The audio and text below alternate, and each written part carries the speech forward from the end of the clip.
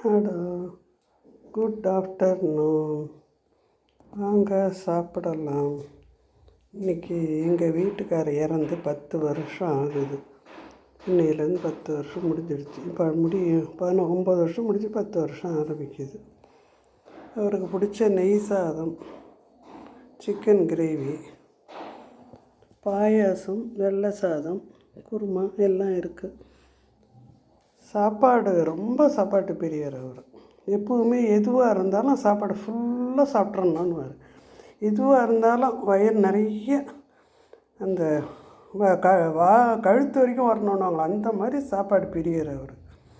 அவ்வளோ ஒரு சிக்கன் மட்டன்னா இன்னமும் அதிகமாகவே சாப்பிடுவார். அது ரொம்ப பிரியமானது அந்த சிக்கன் மட்டன் தான். நல்லா சாப்பிடுவார். அந்த மாதிரி சாப்பிட்டுட்டு இப்போது நான் அவ்வளோவா சாப்பிட மாட்டேன். இப்போ பெரும்பாலும் பிள்ளைங்களும் அவ்வளோவாலாம் சாப்பிடாது. இப்போ எனக்குமே சாப்பாடு ஓரளவுக்கு தான், ஒரு 2 கரண்டி போட்டோம்னா அவ்வளோதான். நமக்கு அதுக்கு மேலாம் இறங்காது. ஆனால் அவர் சாப்பிட உட்காந்தோம்னா அவர் பக்கத்தில் நல்லா சாப்பிட்லாம். அவர் சாப்பிட்றத பார்த்தாலே நமக்கு சாப்பிட்ணும் போல் தோணும். அப்படி எல்லாம் அள்ளி போட்டு எல்லாம் சாப்பிடுவார். அந்த ஒரு இது அவருக்கு உண்டு, சாப்பிடுவார்.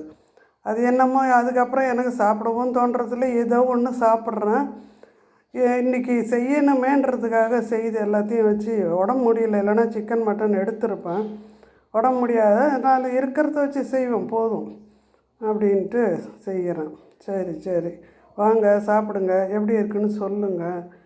போன வருஷம் அதுக்கு முந்தின வருஷம்லாம் நல்லா செய்து வீட்டுக்கு தாம்பல் தட்டில் வச்சு வாழை இலையோடு கொடுத்து விட்டோம். 3 வருஷத்துக்கு முன்னாடி கொடுத்தேன்.